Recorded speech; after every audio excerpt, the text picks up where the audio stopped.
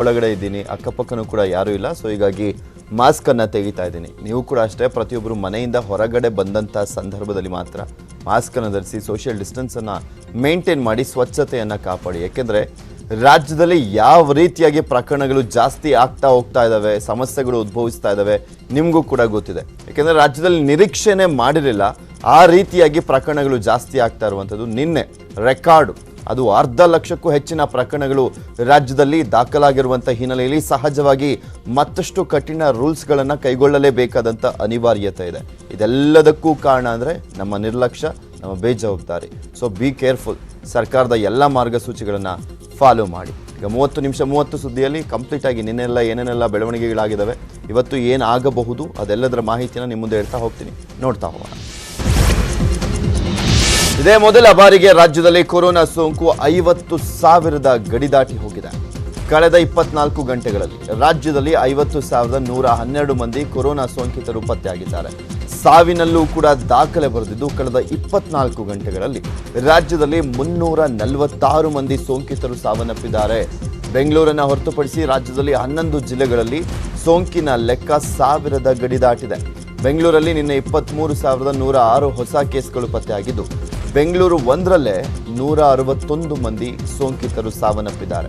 ಮೈಸೂರು, ತುಮಕೂರು ಜಿಲ್ಲೆಯಲ್ಲಿ 2,000 ಗಡಿ ದಾಟಿದೆ. ಇನ್ನು ದಕ್ಷಿಣ ಕನ್ನಡ, ಉಡುಪಿ, ಉತ್ತರ ಕನ್ನಡ, ಬೆಂಗಳೂರು ಗ್ರಾಮಾಂತರ, ಕಲಬುರಗಿ ಸೇರಿದಂತೆ 11 ಜಿಲ್ಲೆಗಳಲ್ಲಿ 1,000ಕ್ಕೂ ಅಧಿಕ ಸೋಂಕು ದೃಢಪಟ್ಟಿದೆ.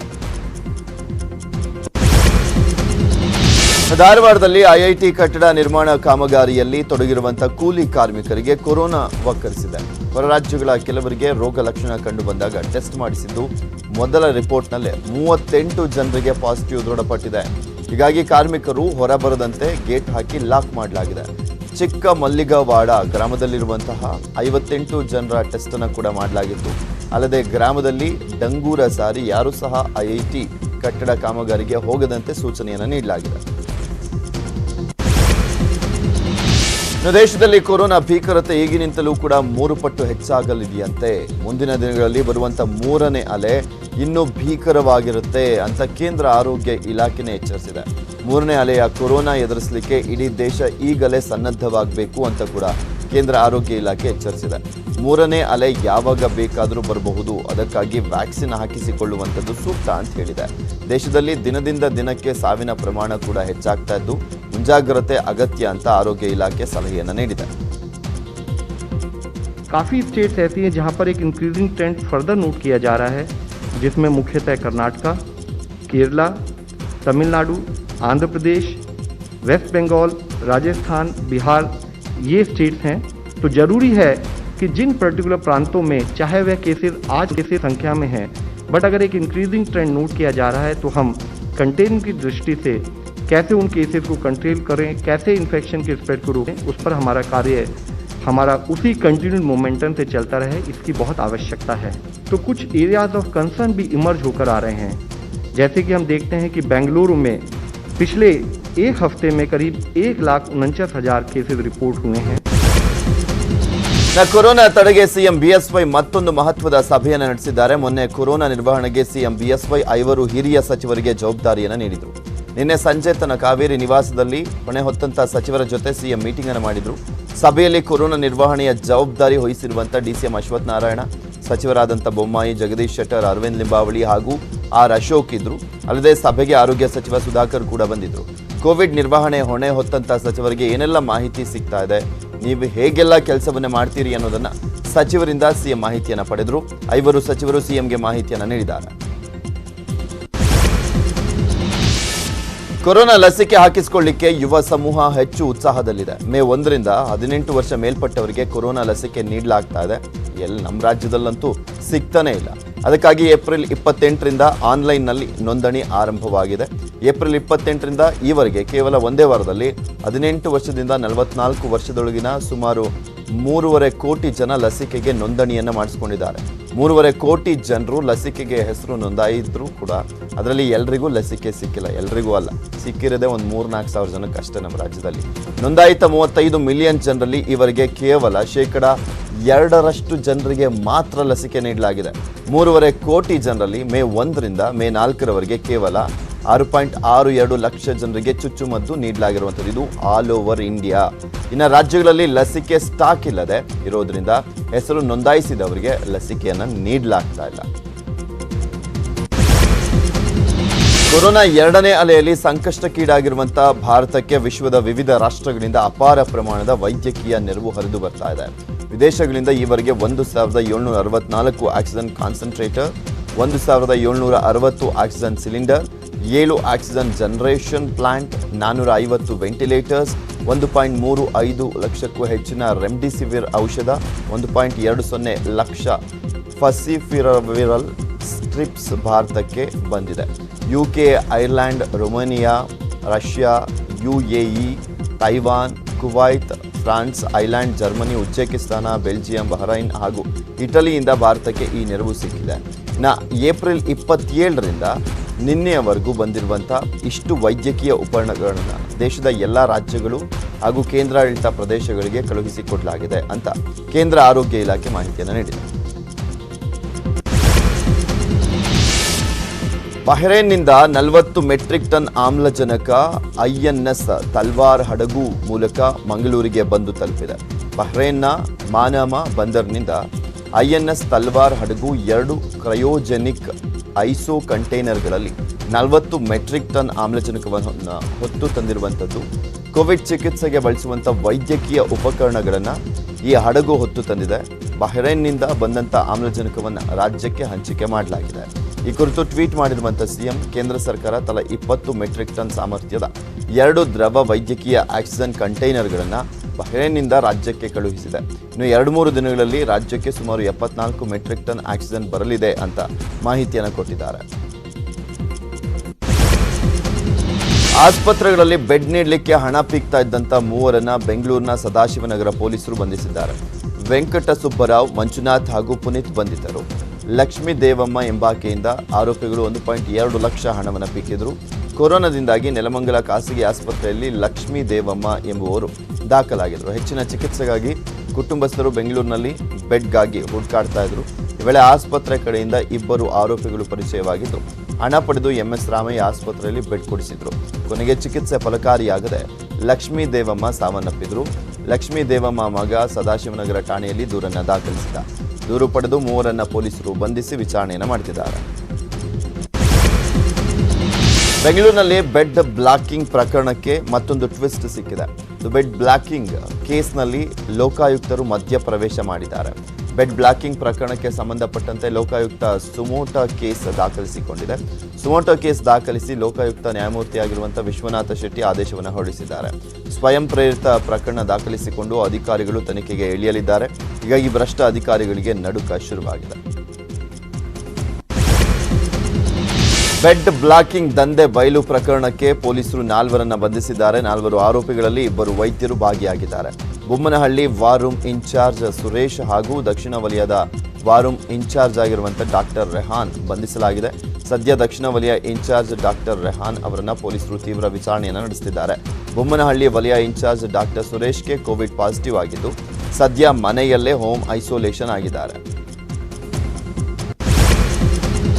ತುಮಕೂರು ಜಿಲ್ಲೆಯ ಖಾಸಗಿ ಹಾಗೂ ಸರ್ಕಾರಿ ಸಹಭಾಗಿತ್ವದ ಅಶ್ವಿನಿ ಕೋವಿಡ್ ಆಸ್ಪತ್ರೆಯಲ್ಲಿ ಆಕ್ಸಿಜನ್ ಆತಂಕ ಉಂಟಾಗಿತ್ತು. 37 ಸೋಂಕಿತರಿಗೆ ದಿಢೀರ್ ಆಕ್ಸಿಜನ್ ಕೊರತೆ ಆಗಿತ್ತು. ಸೋಂಕಿತರನ್ನ ಬೇರೆ ಕಡೆ ಶಿಫ್ಟ್ ಮಾಡಿ ಅಂತ ಸೋಂಕಿತರ ಸಂಬಂಧಿಗಳಿಗೆ ಆಸ್ಪತ್ರೆ ಆಡಳಿತ ಮಂಡಳಿ ತಾಕೀತನ ಮಾಡಿತ್ತು. ತಕ್ಷಣವೇ DHO ಕಚೇರಿ 80 ಜಂಬೋ ಸಿಲಿಂಡರ್ ಪೂರೈಕೆ ಮಾಡಿದೆ. ಈಗ ಗೌರ್ಮೆಂಟ್ ಹಾಸ್ಪಿಟಲ್ ಹೋದ್ರೆ ಮತ್ತೆ ಆಕ್ಸಿಜನ್ ಇಲ್ಲ ಅಂತಾರೆ. ಎಲ್ಲಿಗೆ ಹೋಗ್ತಂದ್ರೆ ಈಗ ನಾವು ಬಸ್ಸಲ್ಲಿ ಹೋಗ್ತೇವೆ. ನಮ್ಮ ಸಾಯಿಸ ಬಸ್ಸಲ್ಲಿ ಹೋಗಿ ನಾವು 70 ಆಕ್ಸಿಜನ್ ಸಹಾಯ ಮಾಡಿ ಸರ್. ಇಷ್ಟು ಜನ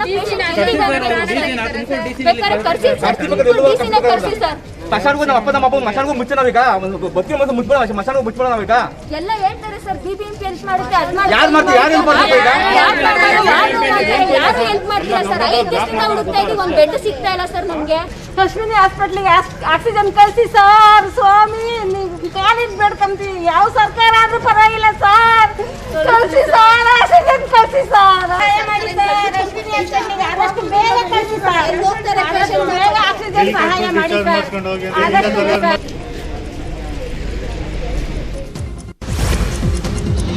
ಬೆಂಗಳೂರು ಗ್ರಾಮಾಂತರ ಜಿಲ್ಲೆಯಲ್ಲಿ ಆಕ್ಸಿಜನ್ ಸಾಗಾಟ ಮಾಡಲಿಕ್ಕೆ ಮೀನಾಮೇಷ ಎಣಿಸಿದಂತ ಐನಾಕ್ಸ್ ಪ್ಲಾಂಟ್ ಮ್ಯಾನೇಜರ್ಗೆ ಡಿಸಿ ತರಾಟೆಗೆ ತೆಗೆದುಕೊಂಡರು. ಈ ರೀತಿ ನೀವು ಎಡವಟ್ಟು ಮಾಡಿದರೆ ಜೀವಗಳು ಉಳಿಸೋಕೆ ಕಷ್ಟ. ಮತ್ತೊಮ್ಮೆ ಈ ರೀತಿ ಆಗದಂತೆ ಡಿಸಿ ಎಚ್ಚರಿಕೆಯನ್ನು ನೀಡಿದ್ದಾರೆ. ಆಕಾಶ್ ಆಸ್ಪತ್ರೆಗೆ ಐನಾಕ್ಸ್ ಪ್ಲಾಂಟ್ ಕಂಪನಿ ದಿನಕ್ಕೆ 2 ಬಾರಿ ಆಕ್ಸಿಜನ್ ತೆಗೆದುಕೊಂಡು ಬಂದು ಲೋಡ್ ಮಾಡ್ತಾ ಇತ್ತು. ಆದರೆ ರಾತ್ರಿ ಆಕಾಶ್ ಆಸ್ಪತ್ರೆಗೆ ಆಕ್ಸಿಜನ್ ಕಳಿಸಲಿಕ್ಕೆ ತಡವಾಗಿತ್ತು. ಏಕೆ ಎನ್ನುವಂಥ ಕುರಿತು ಮಾಹಿತಿಯನ್ನು ಸಂಗ್ರಹಿಸಲಾಗ್ತಾ ಇದೆ. ರಾತ್ರಿ ಡಿಸಿ ಸ್ವಲ್ಪ ಯಾಮಾರಿದ್ರು ಕೂಡ ಆಕಾಶ್ ಆಸ್ಪತ್ರೆಯಲ್ಲಿ ಆಕ್ಸಿಜನ್ ಇಲ್ಲದೆ ರೋಗಿಗಳು ಸಾವನ್ನಪ್ಪಬೇಕಾಗಿತ್ತು. ಚಾಮರಾಜನಗರದಲ್ಲಿ ಆಕ್ಸಿಜನ್ ಕೊರತೆಯಿಂದ 24 ರೋಗಿಗಳು ಸಾವನ್ನಪ್ಪಿರುವಂಥ ಪ್ರಕರಣದ ತನಿಖೆ ಚುರುಕಾಗಿದೆ. ಹೈಕೋರ್ಟ್ ಸೂಚನೆ ಮೇರೆಗೆ ಪೊಲೀಸರು ದಾಖಲೆಗಳನ್ನು ಸೀಸ್ ಮಾಡಿದ್ದಾರೆ. ಜಿಲ್ಲಾಸ್ಪತ್ರೆ, ಜಿಲ್ಲಾಧಿಕಾರಿ ಕಚೇರಿ, ಡಿಎಚ್ಒ ಕಚೇರಿ, ಸರ್ಕಾರಿ ವೈದ್ಯಕೀಯ ಕಾಲೇಜು, ಡೀನ್ ಕಚೇರಿ ಸೇರಿದಂತೆ 5 ಕಡೆ ಡಿವೈಎಸ್ಪಿ ಪ್ರಿಯದರ್ಶಿನಿ ಸಾಣೆಕೊಪ್ಪ ನೇತೃತ್ವದಲ್ಲಿ ದಾಳಿ ಮಾಡಿದ್ದಾರೆ. ಪ್ರಕರಣಕ್ಕೆ ಸಂಬಂಧಪಟ್ಟಂತೆ ದಾಖಲೆಗಳನ್ನು ವಶಕ್ಕೆ ಪಡೆದಿದ್ದಾರೆ. ಅಲ್ಲದೆ ವಿಡಿಯೋ ಚಿತ್ರೀಕರಣದ ಮೂಲಕ ದಾಖಲೆಗಳನ್ನು ಪೊಲೀಸರು ವಶಕ್ಕೆ ಪಡೆದಿದ್ದಾರೆ. Chamarajanagar DHO doctor MC Ravi ಕುಸಿದು ಬಿದ್ದಿದ್ದಾರೆ. ಜಿಲ್ಲಾ ಆಸ್ಪತ್ರೆಯಲ್ಲಿ ಆಕ್ಸಿಜನ್ ದುರಂತ ಹಿನ್ನೆಲೆಯಲ್ಲಿ ಪೊಲೀಸರಿಂದ ಡಿಎಚ್ಒ ಕಚೇರಿ ಮೇಲೆ ದಾಳಿ ಮಾಡಿ ಕೆಲ ದಾಖಲೆಗಳನ್ನು ವಶಕ್ಕೆ ಪಡೆದರು. ಇದಾದ ಕೆಲವೇ ಹೊತ್ತಿನಲ್ಲಿ ಕಚೇರಿಯಲ್ಲೇ ಡಿಎಚ್ಒ ಕುಸಿದು ಬಿದ್ದಿದ್ದಾರೆ. ವಿಷಯ ತಿಳಿತಾ ಇದ್ದಂತೆ ಜಿಲ್ಲಾಡಳಿತ ಭವನಕ್ಕೆ ಉಸ್ತುವಾರಿ ಸಚಿವ ಸುರೇಶ್ ಕುಮಾರ್, ಜಿಲ್ಲಾಧಿಕಾರಿ ಎಂಆರ್ ರವಿ ಭೇಟಿಯನ್ನು ನೀಡಿ ಆರೋಗ್ಯವನ್ನು ವಿಚಾರಿಸಿದ್ರು. ಜಿಲ್ಲಾಸ್ಪತ್ರೆ ವೈದ್ಯರಿಂದ ಪ್ರಾಥಮಿಕ ಚಿಕಿತ್ಸೆಯನ್ನು ನೀಡಲಾಯಿತು. ರಾಯಚೂರು ಜಿಲ್ಲೆಯಲ್ಲಿ ದಿನೇ ದಿನೇ ಪ್ರಕರಣಗಳು ಹೆಚ್ಚಾಗ್ತಾನೆ ಹೋಗ್ತಾ ಇದೆ. ಹೀಗಾಗಿ ಇಂದಿನಿಂದ ಆಸ್ಪತ್ರೆ, ಔಷಧಿ ಅಂಗಡಿ, ಪೆಟ್ರೋಲ್ ಬಂಕ್ ಹೊರತುಪಡಿಸಿ ಎಲ್ಲ ಬಂದ್ ಮಾಡಲಾಗಿದೆ. ಇದು ಮುಂಜಾನೆ 10 ಗಂಟೆಯವರೆಗೆ ಮಾತ್ರ ಅಗತ್ಯ ವಸ್ತುಗಳ ಖರೀದಿಗೆ ಅವಕಾಶವನ್ನು ನೀಡಲಾಗಿದ್ದು 10 ಗಂಟೆಯ ನಂತರ ಅಂಗಡಿಯ ಸಂಪೂರ್ಣವಾಗಿ ಬಂದ್ ಮಾಡಲಿಕ್ಕೆ ನಿರ್ಧಾರವನ್ನು ಮಾಡಲಾಗಿದೆ. ಒಂದು ವೇಳೆ ಕೊರೋನಾ ಮತ್ತೆ ನಿಯಂತ್ರಣಕ್ಕೆ ಬಾರದಿದ್ರೆ ಸಂಪೂರ್ಣ ಲಾಕ್ಡೌನ್ ಮಾಡಲಿಕ್ಕೆ ಚಿಂತನೆಯನ್ನು ಮಾಡಲಾಗ್ತಾ ಇದೆ. ಈ ಕುರಿತು ಗ್ರಾಮೀಣ ಪ್ರದೇಶಗಳಲ್ಲಿ ಗ್ರಾಮ ಪಂಚಾಯಿತಿ ಸಿಬ್ಬಂದಿ ಮಾಹಿತಿಯನ್ನು ನೀಡಿದೆ. ಅನಾವಶ್ಯಕವಾಗಿ ತಿರುಗಾಡುವವರ ವಾಹನವನ್ನು ಸೀಸ್ ಮಾಡುವ ಎಚ್ಚರಿಕೆಯನ್ನು ಕೂಡ ನೀಡಲಾಗಿತ್ತು. ಮೈಕ್ ಮೂಲಕ ಅನೌನ್ಸ್ ಮಾಡಲಾಗ್ತಾ ಇದೆ. ಅದು ಬಿಟ್ಟು ಬೆಳಗ್ಗೆ 6ರಿಂದ 10 ಗಂಟೆವರೆಗೆ ಮಾತ್ರ ಎಸೆನ್ಷಿಯಲ್ ಸರ್ವಿಸ್ ಇರುತ್ತದೆ. ಅದು ಬಿಟ್ಟು ಯಾವುದೇ ಅಂಗಡಿ ಮುಂಗಟ್ಟುಗಳು ತೆರೆದಲ್ಲಿ ಅಂತವರ ವಿರುದ್ಧ ಕಾನೂನಿನ ಕ್ರಮ ಕೈಗೊಳ್ಳಲಾಗುವುದು ಕಟ್ಟುನಿಟ್ಟಾಗಿ. ಅಲ್ಲದೆ ಅನವಶ್ಯಕವಾಗಿ ಯಾವುದೇ ವಾಹನಗಳು 10 ಗಂಟೆ ಮೇಲೆ ರೋಡಿಗಿಳಿದಲ್ಲಿ ಅಂತಹ ವೆಹಿಕಲ್ಗಳನ್ನು ಪೊಲೀಸರು ಸೀಸ್ ಮಾಡಿ ಕೇಸನ್ನು ದಾಖಲಿಸಲಿದ್ದಾರೆ. ಸಾರ್ವಜನಿಕರಿಗೆ ಎಚ್ಚರ, ನೀವು 10 ಗಂಟೆ ನಂತರ ಯಾವುದೇ ವಾಹನಗಳು ರೋಡಿಗೆ ಇಳಿಯುವಂತಿಲ್ಲ. ಸರಕು ಸಾಗಣೆ ವಾಹನಗಳು ಹೊರತುಪಡಿಸಿ ಯಾವುದೇ ವಾಹನಗಳು 10 ಗಂಟೆ ನಂತರ ರೋಡಿಗೆ ಇಳಿಯುವಂತಿಲ್ಲ. ಹಾಗೇನಾದರೂ ನೀವು ಸಿಕ್ಕಾಕಿಕೊಂಡರೆ ನಿಮ್ಮ ವಾಹನಗಳನ್ನು ಜಪ್ತಿ ಮಾಡಿಕೊಂಡು ನಿಮ್ಮ ವಿರುದ್ಧ ಕಾನೂನಿನ ಪ್ರಕಾರ ಕ್ರಮ ಕೈಗೊಳ್ಳಲಾಗುವುದು. ಪ್ರಕಟಣೆ ಗ್ರಾಮ ಪಂಚಾಯತ್ ದೇವಸುಗೂರ್. ಲಾಕ್ಡೌನ್ ಅಂತ ಆದೇಶ ಕೊಟ್ಟ 3 ಗಂಟೆಯಲ್ಲೇ ಹಾಸನ ಜಿಲ್ಲಾ ಉಸ್ತುವಾರಿ ಸಚಿವರು ಉಲ್ಟಾ ಹೊಡೆದ್ರು.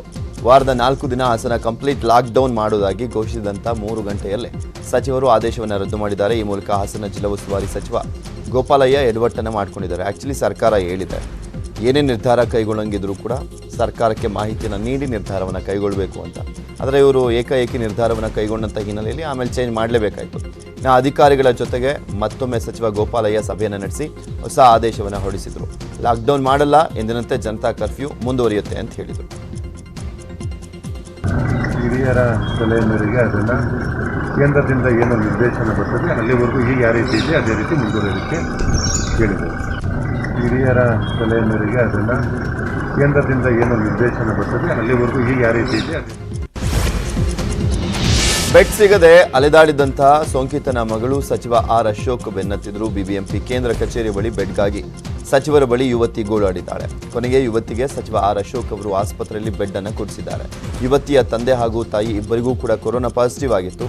ಬೆಡ್ ಸಿಗದೆ ಯುವತಿ ಪರದಾಡ್ತಿದ್ದು. ಬಿಬಿಎಂಪಿ ವಾರ್ ರೂಮ್ಗೆ ಬಂದು ಸಚಿವರ ಬಳಿ ಯುವತಿ ಅಳ್ಳನ್ನು ತೋಡಿಕೊಂಡಿದ್ರು. ಸಪ್ತಗಿರಿ ಆಸ್ಪತ್ರೆಯಲ್ಲಿ ಐಸಿಯು ಬೆಡ್ ಕೊಡಿಸಿದ್ದಕ್ಕೆ ಯುವತಿ ಸ್ನೇಹ ಸಚಿವರಿಗೆ ಧನ್ಯವಾದವನ್ನು ತಿಳಿಸಿದರು.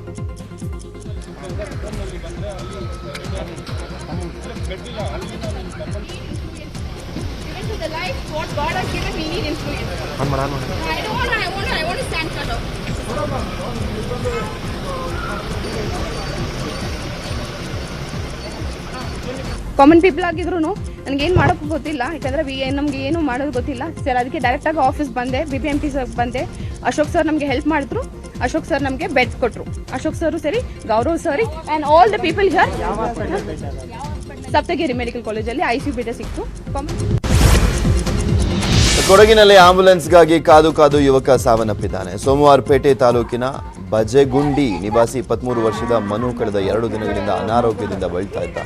ಯುವಕನನ್ನ ಮಡಿಕೇರಿಯ ಕೋವಿಡ್ ಆಸ್ಪತ್ರೆಗೆ ದಾಖಲಿಸಬೇಕಾಗಿತ್ತು, ಆದರೆ ಆಂಬ್ಯುಲೆನ್ಸ್ 3 ಗಂಟೆ ತಡವಾಗಿ ಬಂದಿದೆ.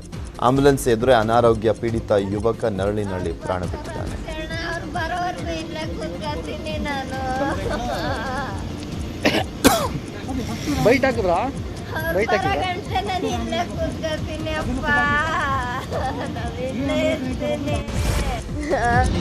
ಶಿರಸಿ ಆಸ್ಪತ್ರೆಯಲ್ಲಿ ವ್ಯಕ್ತಿಯೊಬ್ಬರ ನಿಗೂಢ ಸಾವಿನ ಬಗ್ಗೆ ತನಿಖೆಗೆ ಕೆಪಿಸಿಸಿ ಅಧ್ಯಕ್ಷ DK ಶಿವಕುಮಾರ್ ಒತ್ತಾಯಿಸಿದ್ದಾರೆ. ಉತ್ತರ ಕನ್ನಡ ಜಿಲ್ಲೆಯ ಶಿರಸಿಯ ಆಸ್ಪತ್ರೆಗೆ ಅನಾರೋಗ್ಯದಿಂದ ವ್ಯಕ್ತಿಯೊಬ್ಬ ದಾಖಲಾಗಿದ್ದ.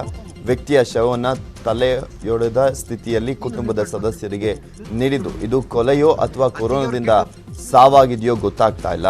ಆದರೆ ಆಸ್ಪತ್ರೆಯವರು ಇದು ಕೊರೋನಾ ಸಾವು ಅಂತ ಸುಳ್ಳು ಹೇಳಿದ್ದಾರೆ.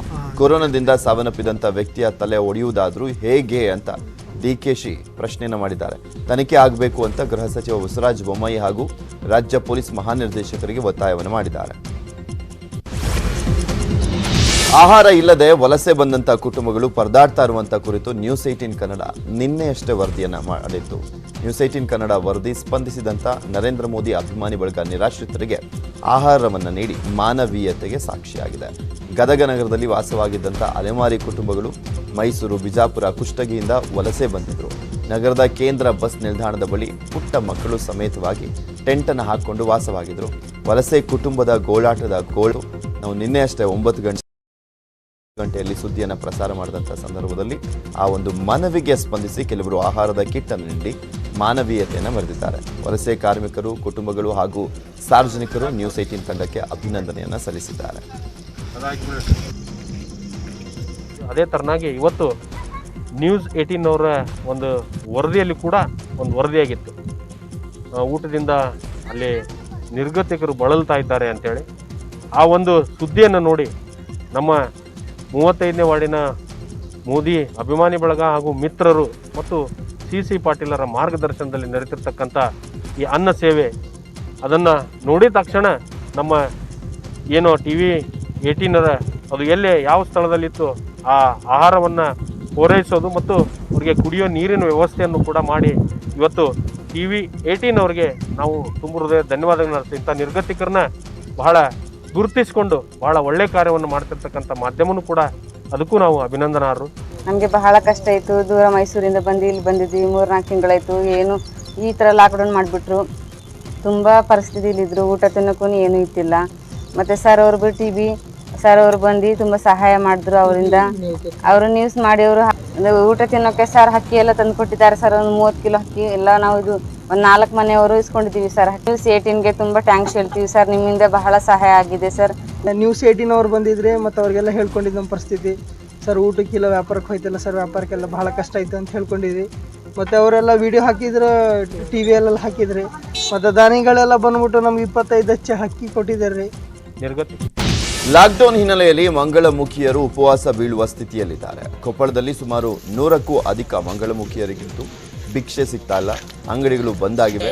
ಹೆದ್ದಾರಿಗಳಲ್ಲಿ ವಾಹನ ಓಡಾಟ ಕಡಿಮೆ ಇದೆ. ಬಸ್ಗಳು, ರೈಲಿನಲ್ಲಿ ಈಗ ಬುಕ್ಕಿಂಗ್ ಮಾಡಿಕೊಂಡು ಹೋಗಬೇಕು. ಹೊರಗಡೆ ಬಂದರೆ ಪೊಲೀಸರ ಕಿರಿಕಿರಿ, ಒಪ್ಪತ್ತಿನ ಊಟಕ್ಕೂ ಕೂಡ ಪರದಾಡುವಂತಾಗಿದೆ. ಕಳೆದ ಬಾರಿ ಲಾಕ್ಡೌನ್ನಲ್ಲಿ ಒಂದಿಷ್ಟು ಆಹಾರ ಪೊಟ್ಟಣವನ್ನು ನೀಡ್ತಾ ಇದ್ರು. ಈ ಬಾರಿ ಅದು ಕೂಡ ಇಲ್ಲ. ಲಾಕ್ಡೌನ್ನಿಂದ ನಮ್ಮ ಬದುಕು ಕಷ್ಟವಾಗಿದೆ. ಸರ್ಕಾರ ನಮ್ಮತ್ತ ನೋಡಿ ಅಂತ ಮಂಗಳಮುಖಿಯರು ಮನವಿಯನ್ನು ಮಾಡಿಕೊಂಡಿದ್ದಾರೆ. ಮಾಸ್ಕ್ ಹಾಕಿಲ್ಲ ಯಾಕೆ ಅಂತ ಪ್ರಶ್ನೆ ಮಾಡಿದಂಥ ಪೊಲೀಸರ ಮೇಲೆ ಕೋಲಾರದಲ್ಲಿ ಹಲ್ಲೆಯನ್ನು ಮಾಡಲಾಗಿದೆ. ನಗರದ ಕ್ಲಾಕ್ ಟವರ್ ಬಳಿ ವ್ಯಕ್ತಿಯೋರ್ವ ಮಾಸ್ಕ್ ಅನ್ನು ಹಾಕದೆ ತಿರುಗಾಡ್ತಾ ಇದ್ದ. ಈ ವೇಳೆ ಹೆಡ್ ಕಾನ್ಸ್ಟೇಬಲ್ ವೆಂಕಟರಾಮಪ್ಪ ಹಿಡಿದಿದ್ದಾರೆ. ಈ ವೇಳೆ ವ್ಯಕ್ತಿ ಪೇದೆ ಮೇಲೆ ಹಲ್ಲೆಯನ್ನು ಮಾಡಿದ್ದಾನೆ. ಹಲ್ಲೆಗೊಳಗಾದಂಥ ವೆಂಕಟರಾಮಪ್ಪಗೆ ಜಿಲ್ಲಾಸ್ಪತ್ರೆಯಲ್ಲಿ ಚಿಕಿತ್ಸೆಯನ್ನು ನೀಡಲಾಗ್ತಾ ಇದೆ. ಆರೋಪಿಯನ್ನ ಪೊಲೀಸರು ಬಂಧಿಸಿದ್ದಾರೆ. ಯಾದಗಿರಿ ಜಿಲ್ಲೆಯಲ್ಲಿ ಶರಣಬಸವೇಶ್ವರ ಜಾತ್ರೆ ರದ್ದು ಮಾಡಲಾಗಿದೆ. ಸುರಪುರ ತಾಲೂಕಿನ ನಗನೂರು ಗ್ರಾಮದಲ್ಲಿ ಇಂದು ನಡೆಯಬೇಕಾಗಿದ್ದಂಥ ಶರಣಬಸವೇಶ್ವರ ಜಾತ್ರೆ ರದ್ದಾಗಿದೆ. ಕೊರೋನಾ 2ನೇ ಅಲೆಯ ಆತಂಕ ಹಿನ್ನೆಲೆಯಲ್ಲಿ ಜಾತ್ರೆಗೆ ಜಿಲ್ಲಾಡಳಿತ ಬ್ರೇಕ್ ಅನ್ನು ಹಾಕಿದೆ. ಕೋವಿಡ್ ಮುಂಜಾಗ್ರತೆಯನ್ನು ವಹಿಸಿ ದೇವಸ್ಥಾನ ಮಂಡಳಿ ಜಾತ್ರೆಯನ್ನು ರದ್ದು ಮಾಡಿದೆ.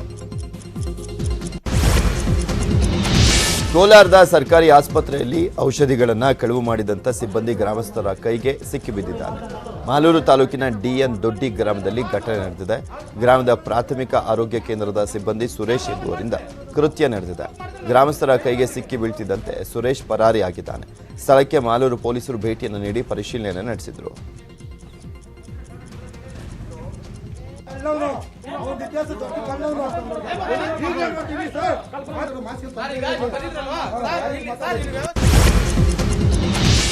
ಚಾಕುವಿನಿಂದ ಹಲ್ಲೆ ನಡೆಸಿ ಪಿಸ್ತೂಲ್ ತೋರಿಸಿ ದರೋಡೆ ಮಾಡಿದಂತ ಗ್ಯಾಂಗ್ ಅನ್ನು ಬಂಧಿಸುವಲ್ಲಿ ಹುಬ್ಬಳ್ಳಿ ಗ್ರಾಮೀಣ ಪೊಲೀಸರು ಯಶಸ್ವಿಯಾಗಿದ್ದಾರೆ.